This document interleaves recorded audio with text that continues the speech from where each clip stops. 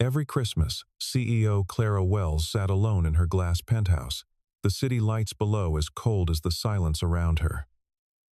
Success had given her everything except love. That night, as snow fell endlessly, a soft knock echoed at her door. Standing there was a single dad, Daniel, and his little daughter Lila, holding a worn-out box wrapped with red ribbon. "We wanted to thank you," the girl said.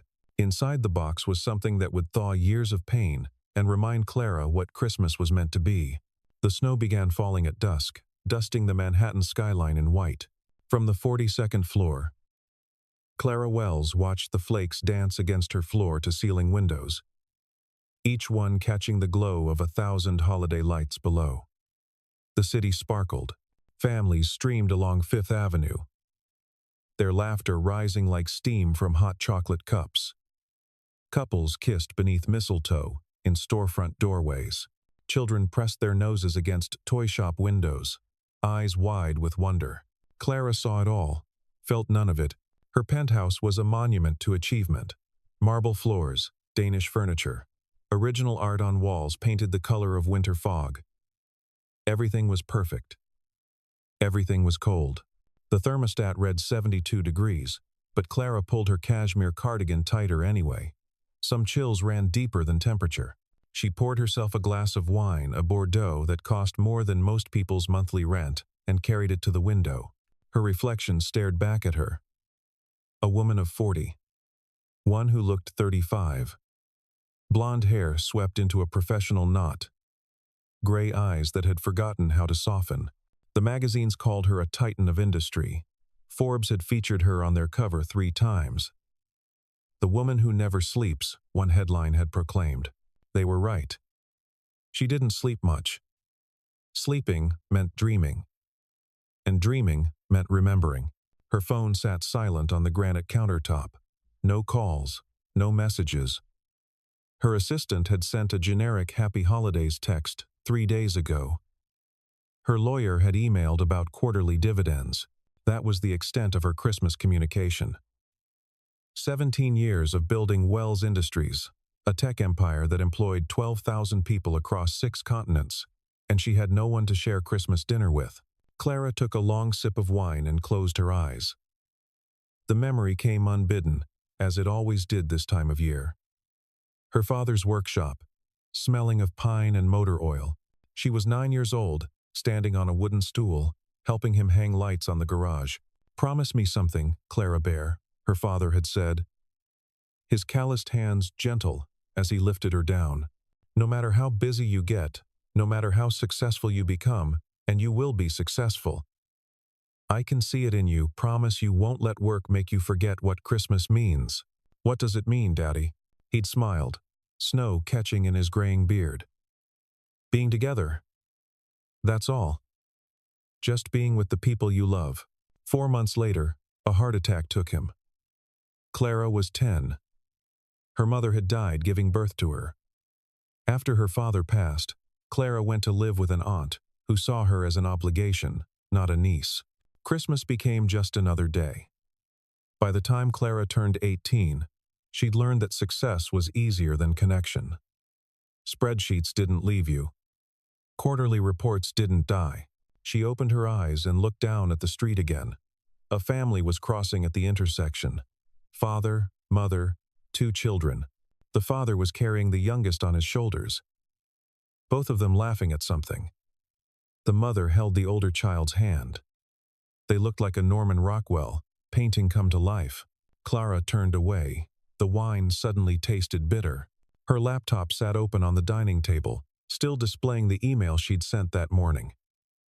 Subject line: Q4. Cost Reduction Initiative Final List. Attached was a spreadsheet with 347 names. 347 people who would wake up to termination notices on December 26th. She'd signed off on it without a second thought. The board had demanded better margins. This was business. Nothing personal. Nothing personal. That phrase had become her mantra. The armor she wore to make the hard decisions. The lie she told herself so she could sleep at night. Clara walked to her home office. A smaller room lined with bookshelves full of business biographies and economic theory. On the top shelf, almost hidden, was a single photograph in a simple wooden frame. Her father, grinning at the camera, arms around a much younger Clara. Both of them wearing ridiculous Christmas sweaters. Both of them happy. She hadn't looked at that photo in years. "I'm sorry, Daddy," she whispered to the empty room. "I forgot." Across town, in a neighborhood where the buildings didn't scrape the sky but rather hunched against the cold, Daniel Miller was teaching his daughter how to wrap presents. Their apartment was small, a one-bedroom where Daniel slept on the couch so Lila could have the room, but it was warm. String lights hung along the walls, casting everything in a soft amber glow. A plastic Christmas tree stood in the corner, decorated with handmade ornaments and popcorn strings. "Like this, Daddy?" 7-year-old Lila held up her attempt at wrapping a small box. The paper was wrinkled, the tape excessive, one corner completely exposed. "It was perfect. Exactly like that, sweetheart." Daniel smiled, feeling his chest tighten with love so fierce it hurt. Lila had his late wife's eyes deep brown and full of light. Sometimes when she laughed, he heard Sarah's laugh. Sometimes it helped. Sometimes it destroyed him. Lila set down the package with satisfaction and picked up another, a larger box they'd found at the thrift store, which she decorated with drawings of stars and snowflakes. "This one is for the lady." "What lady?" Daniel asked, though he already knew. His daughter had been talking about the lady for weeks. "The one on the billboard." Lila bounced with excitement. "The pretty one with the serious face. It says she's a CEO." She pronounced it carefully, each letter distinct. "What's a CEO?" "CEO," Daniel corrected gently. "It means she runs a big company." "She must be very smart," Lila said seriously. "But Daddy," she looks sad. Even though she's smiling in the picture, her eyes look sad. "Like how you look sometimes when you think I'm sleeping." Daniel's breath caught. "Kids saw too much. Or maybe just enough." "I want to give her this," Lila continued, patting the decorated box. "Because everyone should have a present at Christmas. And maybe if we give her one, her eyes won't be sad anymore." Daniel pulled his daughter close, kissing the top of her head. "You have the biggest heart of anyone I know." "I got it from you," Lila said matter-of-factly. "And from Mommy in heaven." They worked in comfortable silence for a while, the radio playing old Christmas carols. Daniel glanced at the clock. 7:30. Lila should be in bed soon, but he didn't have the heart to rush her. These moments wrapping gifts, making cookies, singing off-key to Bing Crosby, these were what made everything else bearable. Everything else being the fact that he'd lost his job 3 days ago. Daniel had worked as a maintenance technician at Welles Industries for 6 years. Good job, decent pay. Benefits that covered Lila's health care. He'd never been late, never complained, always stayed extra when asked. It hadn't mattered. The email had come at 6:47 a.m. on December 22nd. "Due to strategic restructuring, your position has been eliminated. Your final paycheck will be processed on December 26th. We wish you the best in your future endeavors." He hadn't told Lila, wouldn't tell her, not until after Christmas. Let her have one more holiday without worry. He still had enough in savings for January's rent. Maybe February's if he was careful. After that, he'd figure something out. He always did. "Daddy?" Lila's voice pulled him back. "Do you think she'll like it? The CEO lady?" Daniel looked at the box his daughter had decorated with such care. Inside was a homemade card and one of the sugar cookies they'd baked together heart-shaped, with red frosting. "I think anyone would be lucky to get a gift from you." "Then let's take it to her." Lila jumped up. "Tonight, before Santa comes. Honey, we can't just show up at someone's house." "Why not?" "You always say Christmas is about sharing kindness. And the billboard says her company is right downtown. We could take the train." "Please, Daddy? Please?" Daniel looked at his daughter's hopeful face and felt his resolve crumbling. What was the harm? They'd probably get stopped by building security, but the walk would tire Lila out, and maybe seeing the city lights would distract him from the knot of worry in his chest. "All right," he said. "But we go. We leave the gift at the front desk if they let us.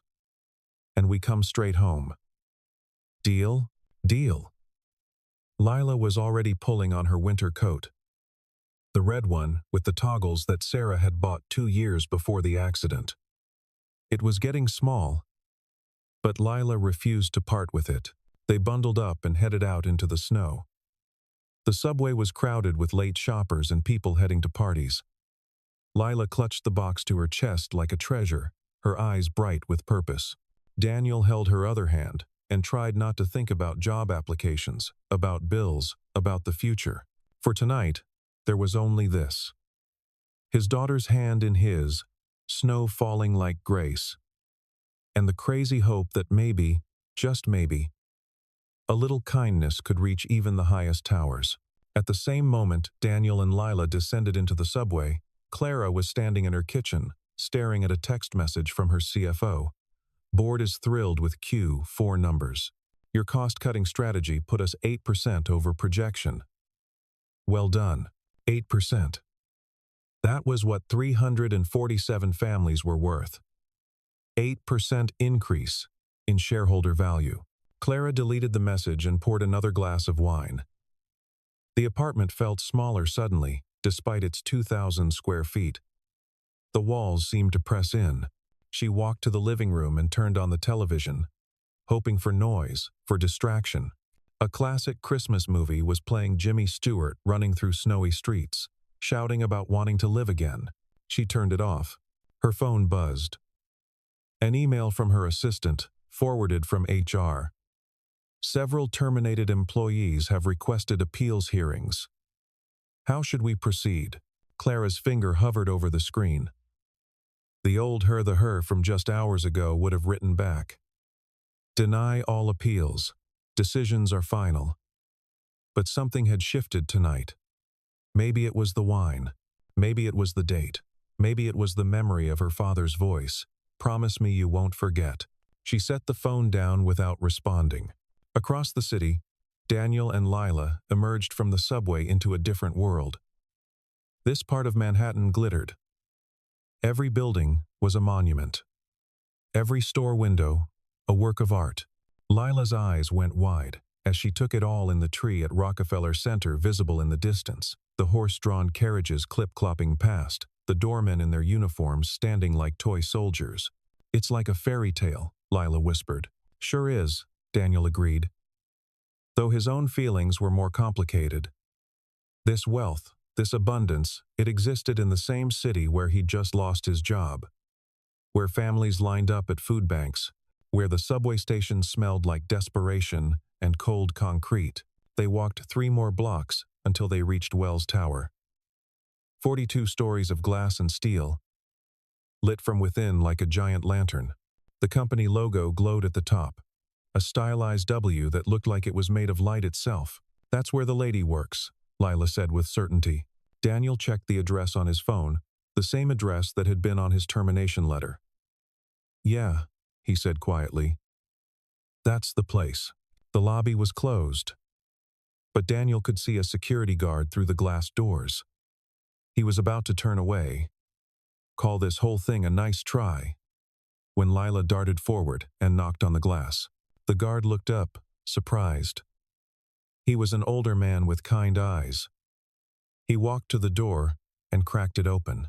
"Sorry, folks. Building's closed for the holiday." "Please, sir," Lila said in her most polite voice. "We just need to leave something for Miss Clara, the lady who runs the company. We made her a Christmas present." The guard's expression softened. "That's real sweet. But I can't let anyone up. Company policy." "We don't need to go up," Lila insisted. "We just need to know where she lives so we can deliver it to her." "It's important." Daniel started to apologize, to pull his daughter away, but the guard held up a hand. He looked at Lila for a long moment, at the carefully wrapped box in her arms, at the determination in her small face. I shouldn't tell you this, he said slowly. But Miss Welles lives in the residential tower next door. The doorman there is my cousin. You give me 2 minutes. I'll call him. See if he can help you out. 5 minutes later, Daniel and Lila stood in an even more intimidating lobby, all white marble and modern sculptures. A different doorman, younger, wearing a holiday tie, eyed them suspiciously. You say you know Miss Welles? Not exactly, Daniel admitted. My daughter wanted to give her a Christmas present, Lila jumped in. Because everyone deserves presents. And because her eyes look sad, the doorman blinked. For a moment, Daniel thought they'd be asked to leave. Then something shifted in the man's face. You know what? It's Christmas. And Miss Welles never gets visitors. Never, maybe. He trailed off, then nodded decisively. Okay, I'll call up. See if she's willing to see you. But if she says no, you leave peacefully. Understood? Understood, Daniel said. The doorman picked up the phone. Miss Welles? Sorry to disturb you. There's a little girl here with her father. They say they have a Christmas present for you. A pause. Yes, ma'am. I know it's unusual, but, well, you might want to see for yourself. He hung up and looked at them with something like surprise. She said to send you up. 42nd floor. Penthouse A. The elevator was the kind that made Daniel's stomach drop. All glass. Rising on the outside of the building. Lila pressed her nose to the window, watching the city shrink below them. Daddy, we're flying, she said. Daniel held the railing and tried not to think about how high they were going. The numbers climbed. 20, 30, 40, 40, 2. The doors opened directly into a private foyer. There was only one door, and it was already open. Clara Welles stood in the doorway, backlit by the soft lighting of her apartment. She wore black slacks and a cream sweater. No shoes. Her hair was down. She looked younger than in the billboard, and yes, just as Lila had said, her eyes looked sad. Hello, Clara said. Her voice was cautious. The doorman said, You have something for me? Lila stepped forward, holding out the box. We made you a present, Miss Clara, for Christmas. You made me. Clara looked confused, as if the concept didn't compute. I'm sorry. Do I know you? No, ma'am, Daniel said quickly. I apologize for the intrusion. My daughter saw your billboard, your company's billboard, and she insisted on bringing you a gift. I know this is strange. We can just leave it, and you came all this way to bring me a present. Clara's voice was flat with disbelief. Why? Because it's Christmas, Lila said simply, and because you looked like you needed one. Something flickered across Clara's face. Pain, maybe. Or recognition. She stared at Lila for a long moment. Then at the decorated box in the girl's hands. Did someone put you up to this? Clara asked. Is this some kind of publicity stunt? No, ma'am, Daniel said. I promise you, this is just my daughter being herself. She has a big heart. Too big sometimes. He put his hand on Lila's shoulder. Come on, sweetie. We should go. The lady's busy. Wait. Clara stepped forward. I'm sorry. That was rude of me. It's just. No one's ever. She trailed off, seeming to struggle for words. Would you like to come in? Just for a moment? Daniel hesitated. Every instinct said to leave. This woman had signed off on his termination. This woman lived in a penthouse that probably cost more than he'd earn in his lifetime. They existed in different universes, but Lila was already walking through the door, and Clara was stepping aside to let her pass. And Daniel found himself following, because what else could he do? The apartment was exactly what he'd expected, and nothing like he'd imagined. Yes, it was expensive, that was obvious. But it was also cold. Not temperature cold, but soul cold. Like a hotel room, no one had bothered to make personal. There were no photos on display except one. barely visible on a high shelf. No clutter. No life. Your home is very pretty, Lila said politely. But where's your Christmas tree? Clara looked around as if noticing for the first time. I don't have one. No tree? Lila's eyes went wide. But how will Santa know where to leave your presents? I don't think Santa visits people like me, Clara said softly. Sure he does. Santa visits everyone who believes. Lila held out the box again. Here. This is from us. Me and Daddy. Clara took the box like it might explode. She carried it to the dining table and set it down carefully. Her hands shook slightly as she untied the ribbon. Inside was a card made from construction paper, covered in Lila's careful printing. Dear Miss Clara, Merry Christmas. You are special. Love, Lila. Beneath the card was a sugar cookie in the shape of a heart. It had broken in half during the journey, the crack running right down the middle. Oh, Lila said, disappointed. It broke. No, Clara said quickly. She picked up both halves, her eyes bright with unshed tears. No, it's perfect. She looked up at Daniel, then at Lila. Why half a heart? One half for you, Lila explained. One half for us. That way everyone has Christmas. Clara made a sound that might have been a laugh or a sob. She sank into one of the dining chairs, still holding the broken cookie. I can't remember the last time someone gave me a Christmas present. A real one. Not a corporate gift basket or a client. Thank you. A real present. Then you've been spending Christmas with the wrong people, Daniel said gently. Clara looked up at him, and for the first time, really looked. She saw a man in a worn winter coat. Saw calloused hands and tired eyes. Saw someone who worked for a living, who probably worried about bills and school supplies and making rent. Saw, in other words, someone real. You're right, she said. I have been. Would you like some hot chocolate? Clara asked suddenly. I think I have some. Somewhere. Yes, please, Lila said, then looked at her father for approval. Daniel wanted to refuse. Wanted to take his daughter and leave this place of uncomfortable wealth. But something in Clara's expression, a desperate kind of hope, made him nod. That would be nice. Thank you. Clara moved through her kitchen with the awkwardness of someone who rarely used it. She opened cabinets at random, pulling out gourmet coffee, expensive teas, exotic spices. Finally, in the back of one cupboard, she found a canister of cocoa mix. I don't know how old this is, she admitted. My assistant probably ordered it. Hot chocolate doesn't go bad, Lila assured her. Not the magical kind. Is that what this is? The magical kind? All hot chocolate is magical at Christmas, Lila said with certainty. Clara smiled a real smile that transformed her face. She heated milk on the stove instead of using the microwave, whisking in the cocoa powder like she was performing a ritual. She found marshmallows in another cupboard, still sealed in their bag. They sat at the dining table, the three of them, mismatched in every way. Clara in her expensive sweater. Daniel in his work clothes, still smelling faintly of motor oil. Lila in her too small coat with the toggles, her feet swinging above the floor. This is good, Daniel said, and meant it.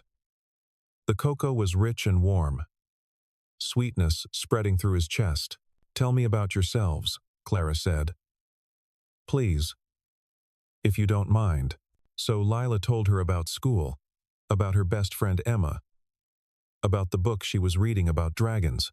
She told Clara about the Christmas lights in their neighborhood, about the man on the corner who dressed up as Santa every year, about the cookies she and Daddy made together. What about your mother? Clara asked, then immediately regretted it, seeing Daniel's face. Mommy's in heaven, Lila said matter-of-factly. She got sick when I was little. I don't remember her much, but Daddy tells me stories. She liked Christmas too.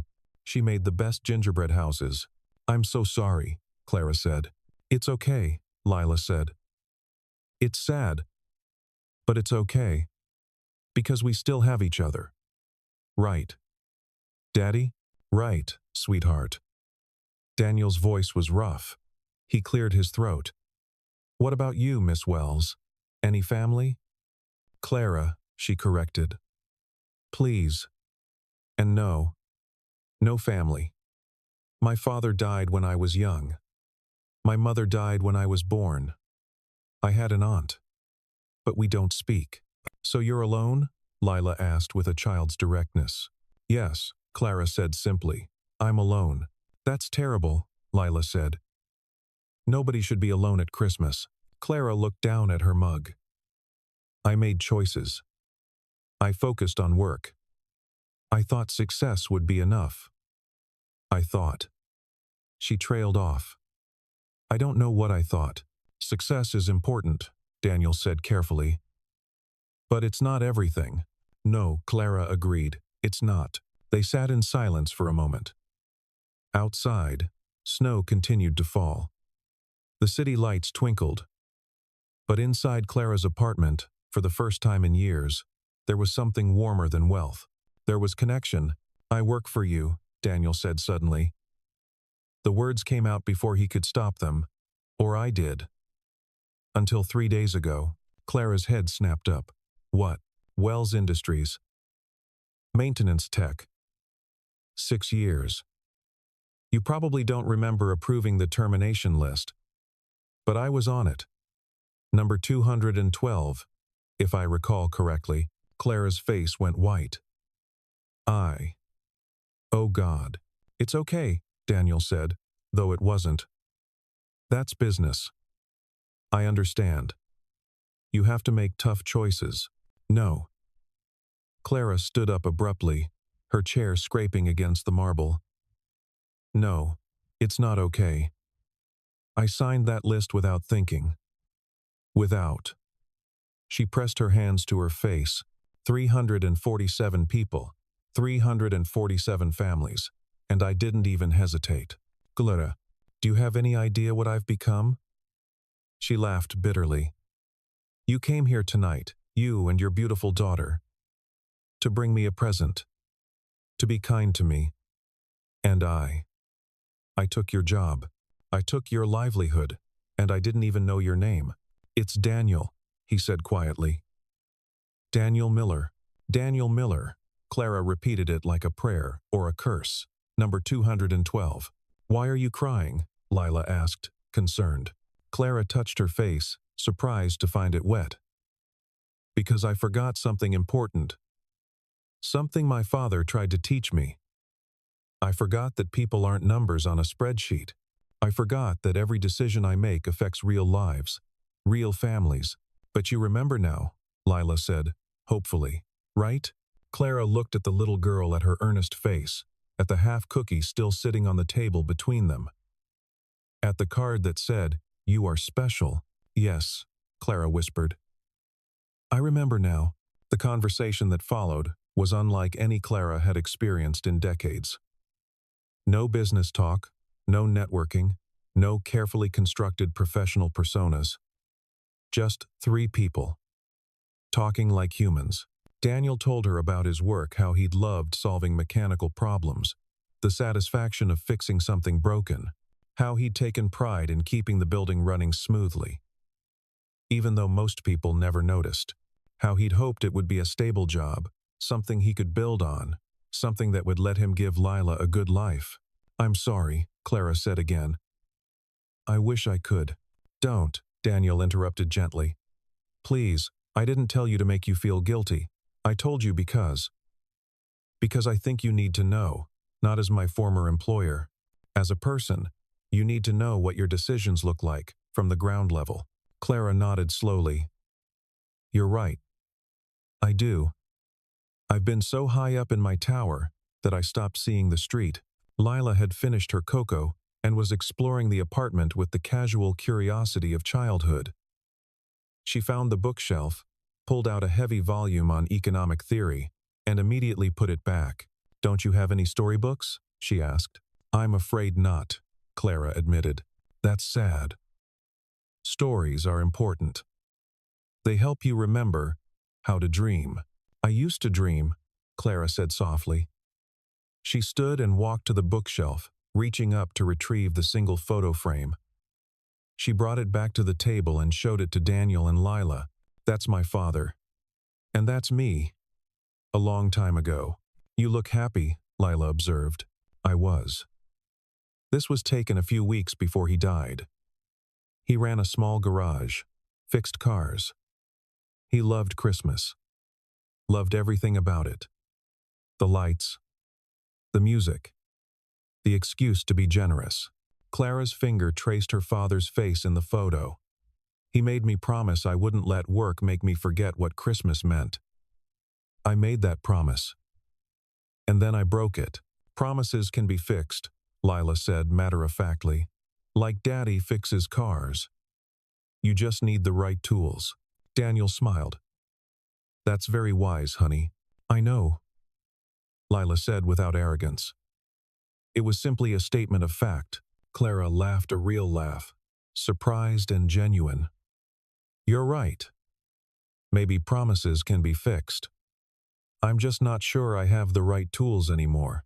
Sure you do, Lila said. You have a heart, don't you? That's the only tool you need for Christmas. Clara looked at this child, this small, impossibly wise child, and felt something crack inside her chest.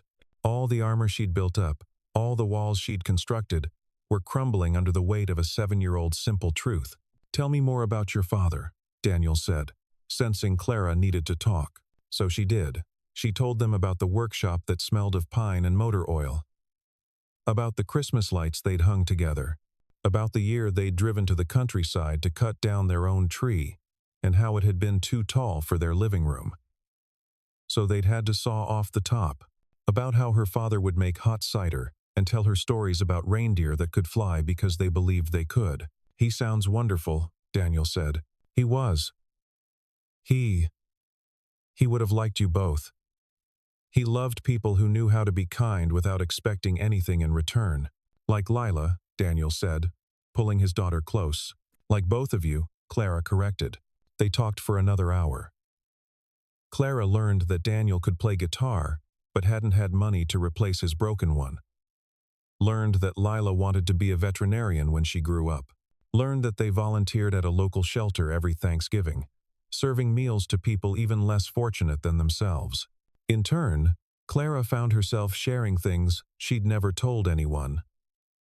How she sometimes stood in her office after everyone had gone home and felt like she was drowning in her own success.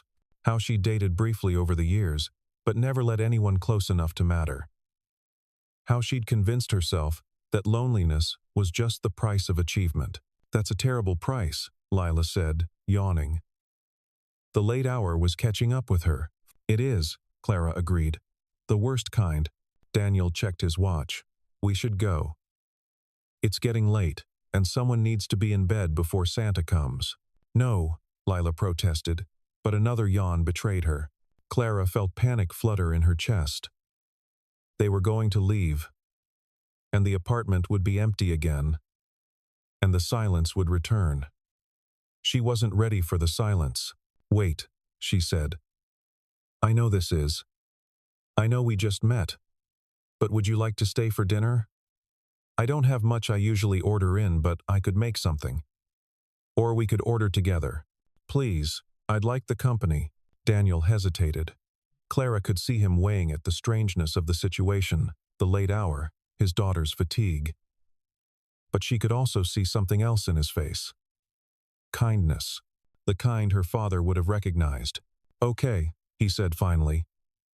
But only if you let us help cook. And nothing fancy. Just regular food. Regular food, Clara repeated, as if it were a foreign concept. I'm not sure I remember how to make regular food. Then we'll teach you, Lila said, suddenly energized again. Come on. What do you have in your fridge?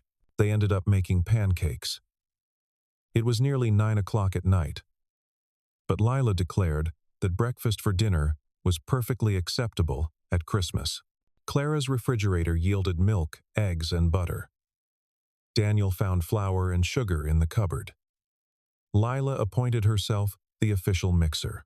Clara stood at the stove, spatula in hand, watching the first pancake bubble and brown.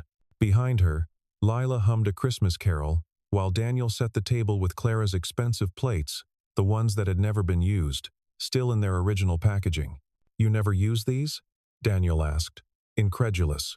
"I never have anyone over," Clara said simply.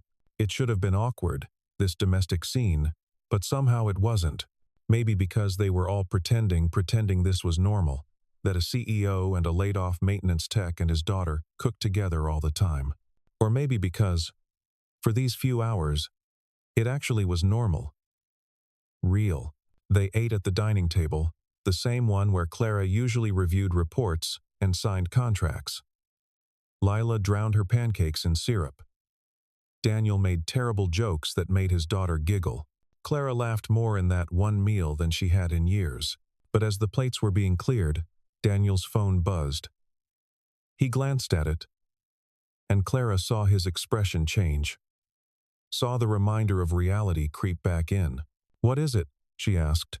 Daniel hesitated, then showed her the screen. It was an automated email. "Your final paycheck from Welles Industries has been processed. You can expect direct deposit within 48 hours. The air in the room changed. Lila sensed it, looking between her father and Clara with confused concern. "I'm sorry," Daniel said. "I shouldn't have. We should go." "No." Clara's voice was sharp. "Please. I need to say something. I need to." She stopped, struggling for words. "Daniel, I can't undo what I did. I can't give you back the last 3 days of worry. But I can. I can make some calls. First thing tomorrow. I can get you reinstated. With back pay. And a raise." "You don't have to do that," Daniel said stiffly. "Yes, I do. Not because I feel guilty, though I do, but because it's right. Because you're good at your job, and firing you was a mistake. Because," she looked at Lila, then back at Daniel. "Because my father would be ashamed of the person I've become.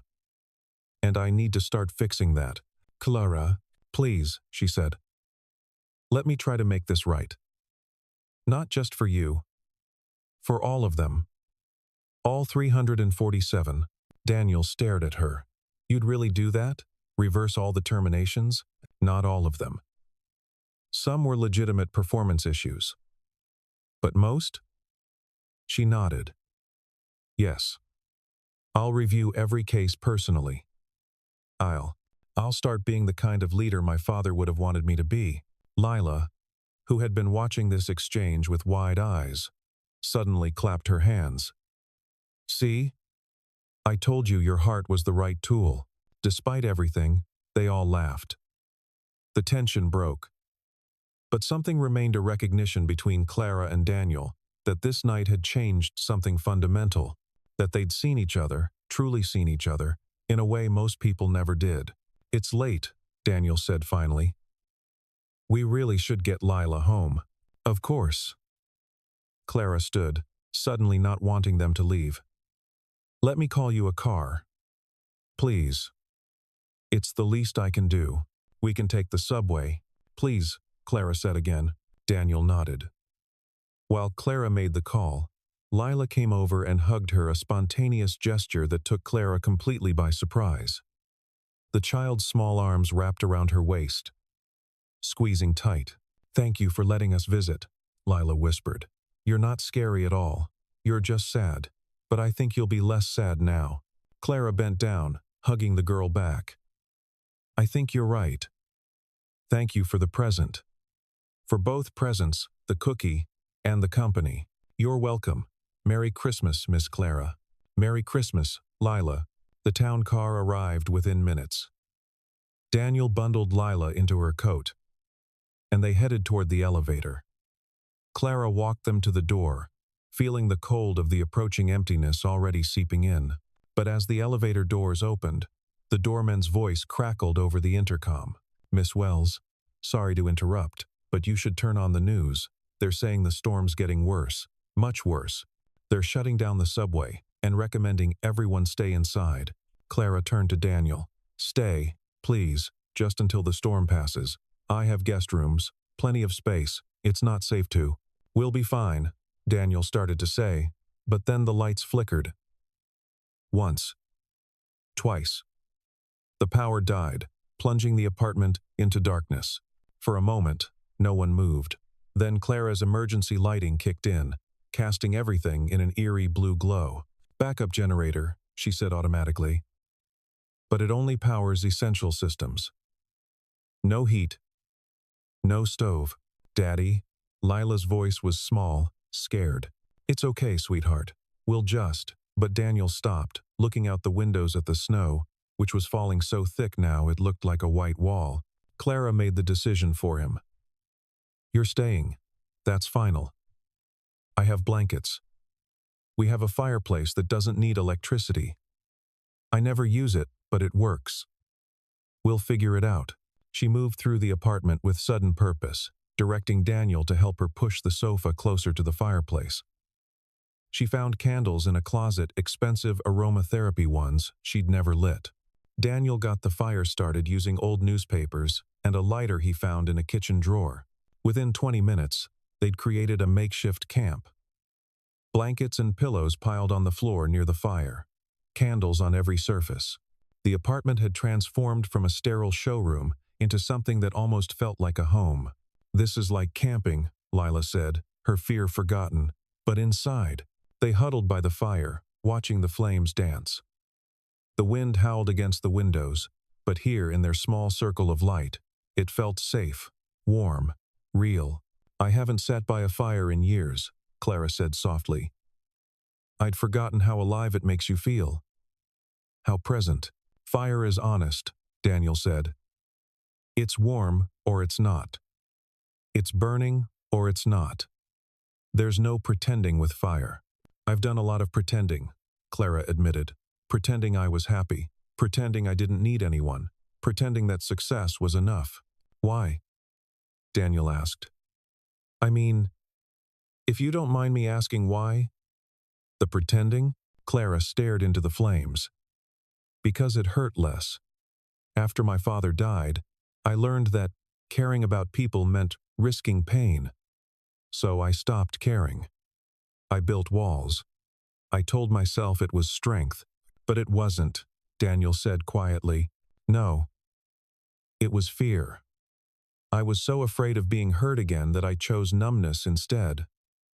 And I thought I could live that way forever. Lila, nestled between them, had grown quiet. She was staring at the fire with the intensity of childhood, processing everything in her own way. My mommy died, she said suddenly. And it hurt so much.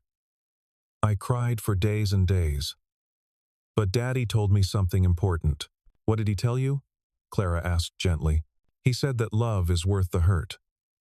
That if we stopped loving people just because they might go away, we'd never love anyone. And that would make us like empty houses, with no one living inside. She looked up at Clara with those serious brown eyes. You've been an empty house for a long time, haven't you? Clara felt tears spill down her cheeks. Yes, she whispered. Yes, I have. That's okay, Lila said matter-of-factly. Empty houses can be filled up again. You just need the right people. Daniel pulled his daughter close, his own eyes bright with tears. He looked at Clara over Lila's head. And something passed between them, an understanding, a recognition of shared grief and shared healing. She's right, Daniel said. Love is worth the risk. I learned that when Sarah died. For a while, I thought about shutting down too. Just getting through each day, focused only on survival. But Lila needed more than that. She needed me to keep loving, keep hoping, keep believing in good things. And has it worked? Clara asked. The hoping? Most days, Daniel said honestly. Some days are harder than others. But yeah, mostly it works. Because love doesn't end when someone dies. It changes shape. but it doesn't end. And the only way to honor the people we've lost is to keep living, really living, not just surviving. Clara looked around at her expensive apartment, at her careful life, built on control and distance. Then she looked at Daniel and Lila, at the fire they'd built together, at the makeshift home they'd created in the middle of a storm. "I've been surviving," she said, "but I haven't been living." "You can start," Lila said sleepily. "You can start right now." "How?" "By deciding to," the little girl said simply. "That's how all good things start. With a decision." They sat in silence for a while, listening to the fire crackle and the wind howl. Eventually, Lila fell asleep, her head on her father's lap. Daniel gently laid her down on the nest of blankets and covered her with his coat. "She's incredible," Clara said softly. "She is. She's got Sarah's heart, big enough to hold the whole world." He paused. "Thank you. For tonight. For letting us in. Thank you for knocking," Clara said. "I didn't realize how badly I needed someone to knock." Clara woke to the smell of coffee. For a moment, she was disoriented. She was lying on the floor by her fireplace, covered in a cashmere throw, the fire reduced to embers. Then she remembered. The storm, Daniel and Lila. The broken cookie that had somehow broken her open. She sat up. Morning light was streaming through the windows, bright and clear. The storm had passed, and in her kitchen, somehow, impossibly, Daniel was making coffee using her espresso machine, which still had power from the generator. "How did you?" Clara asked, her voice rough with sleep. "Used to maintain these machines," Daniel said with a small smile. "Fancy ones like this. They're in all the break rooms at Welles Industries. I learned how to fix them, which meant learning how to use them." Clara stood, wrapped the blanket around her shoulders, and walked to the kitchen. "What time is it?" "Just past 7. Merry Christmas." "Merry Christmas," Clara said, and realized she meant it. Is Lila still sleeping? Like a rock, the storm didn't faze her. They stood in companionable silence while the coffee brewed. Outside, the city was white and clean, sparkling in the Sunday. It looked new. Everything looked new.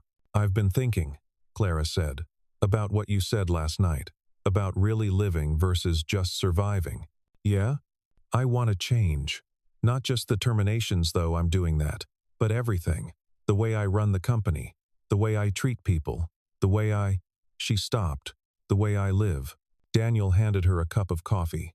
It was perfect, rich and strong, exactly how she liked it. How did he know? "That's a big undertaking," he said carefully. "I know. And I know I'll probably mess it up sometimes. I've been doing things the same way for so long. But I want to try. I have to try." She looked at him directly. "Will you help me? Help you?" "Clara, I'm just a maintenance tech. I don't know anything about running a company. No, but you know about people. You know what it's like on the ground level. You know what it means to work hard and worry about your family, and still somehow find it in yourself to be kind to strangers." She set down her coffee. "I want to create a fund. For employees who are struggling. I want to review all our policies, really review them, not just rubber stamp them, and I want someone who can tell me the truth. Someone who can tell me when I'm losing sight of what matters." "You want me to be your conscience?" Daniel said, half joking. "I want you to be my friend," Clara said quietly. "And yes, maybe my conscience too. I want you to come back to work. Not as a maintenance tech. As, I don't know, an advisor. Someone who helps me see what I'm missing from my glass tower." Daniel stared at her. "Clara, I don't have an MBA. I don't have—" "You have what matters. You have heart. You have perspective. You have a daughter who taught me more in one evening than I've learned in 10 years of board meetings." Before Daniel could respond, Lila appeared in the doorway, rubbing her eyes. "Did Santa come?" "Oh, honey," Daniel said, "we're not at home. Santa won't. He came here," Clara interrupted. She moved quickly to her home office and returned with a wrapped box. "I found this while you were sleeping. It has your name on it." Lila's eyes went wide. She took the box carefully and unwrapped it. Inside was a beautiful hardcover book. A collection of animal stories with illustrations on every page. "It's perfect," Lila breathed. "How did Santa know?" Clara knelt down to the girl's level. "Santa always knows. And he wanted me to tell you, thank you. For your gift. For your kindness. For reminding a grumpy old CEO what Christmas really means." "You're not old," Lila said seriously. "And you're not grumpy anymore. You're happy now. I can see it in your eyes." Clara hugged the child, surprising herself. "You're right. I am happy." For the first time, in a very long time, they spent the morning together. Daniel made breakfast. Real breakfast. Eggs and toast, and the last of the pancake batter. They ate at the table while Lila read passages from her new book aloud, doing different voices for all the animals. Clara laughed until her stomach hurt. Around noon, Daniel's phone buzzed with a text from his neighbor. The subway was running again. It was time to go. "I should get Lila home," he said reluctantly. "She'll want to play with her other presents." "Of course," Clara said. "But, can I see you again? Both of you?" "Yes," Lila said immediately. "We're friends now. Friends see each other." Daniel smiled. "She's right. We're friends now." Clara walked them to the door. Before they left, she handed Daniel an envelope. "What's this?" he asked. "Open it later," she said. "And think about what I said. About the job. About helping me be better. I mean it, Daniel. I really do." He tucked the envelope in his pocket and nodded. "I'll think about it. And Clara, thank you, for last night, for this morning, for..." He struggled for words. "For being brave enough to open the door." "Thank you for knocking," Clara said. Lila hugged her one more time, tight and warm. "See you soon, Miss Clara. Don't forget, you're not alone anymore." "He won't forget," Clara promised. She watched them go, watched the elevator doors close, and then stood in her apartment, her empty apartment, and smiled. Because it didn't feel empty anymore. It felt like a space waiting to be filled. With friendship, with purpose, with life. She called her CFO. "Bill? It's Clara. Yes, I know it's Christmas. Listen, we need to schedule an emergency board meeting." "No, nothing's wrong. Everything's right. For the first time in years, everything's right." She hung up and pulled out her laptop. There was work to do. 347 files to review. Policies to change. A company culture to transform. It would take time. It would be hard. She'd probably make mistakes, but she wouldn't be alone. She had Daniel. She had Lila. She had the memory of a broken cookie, and a child's wisdom, and a night by the fire that had thawed decades of ice. 1 year later, the party was in full swing. Wells Tower's lobby had been transformed into a wonderland of lights and laughter. Employees and their families filled the space not for a corporate obligation, but for a genuine celebration. The annual Christmas charity gala that Clara had started, raising money for families in need. Clara stood at the edge of the crowd, watching. She wore a simple red dress, her hair loose around her shoulders. She'd learned to dress like a person, not just a CEO. "Quite a turnout," Daniel said, appearing beside her. He'd accepted her job offer, Director of Employee Relations, a new position she'd created just for him. Turned out having someone who actually understood employees was revolutionary. "It's wonderful," Clara said. "I can't believe we raised $500,000.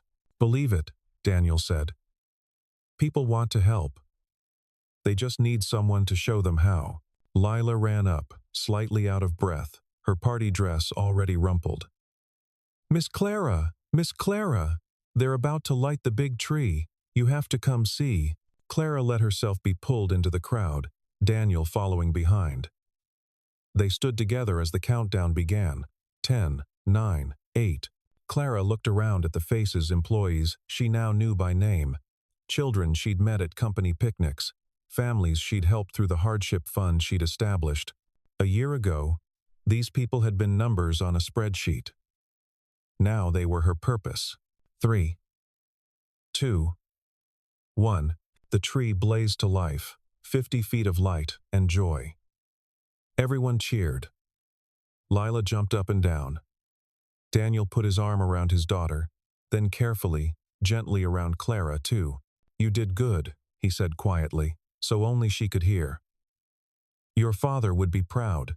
Clara felt tears prick her eyes, but they were happy tears. "I hope so." "I'm trying."